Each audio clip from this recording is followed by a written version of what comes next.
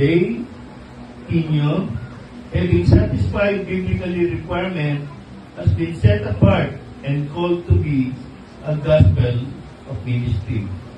From now on, you will be called Pastora, and recognition by Precious Holy Eyes of Jesus International Ministry at North Highlands Subdivision, Malolos City, Bulacan, on this 14th day of December 2025. Signed by Reverend Rosario Concepcion, PSEJ Administrator, and Bishop Nicolas Concepcion as Head Pastor of PSEJ. The certificate of recognition.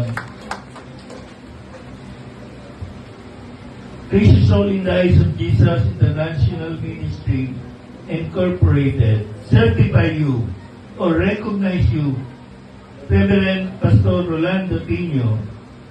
We are proud to present this certificate in recognition of his divine obedience to the call of service to God as the local pastor of Malolos, Bulacan. Your exemplary performance, professionalism, dedication had made a significant impact. With sincere appreciation, honor your commitment to excellence and your faithful fulfillment of God's purpose, not by human desire, but the will of the Lord.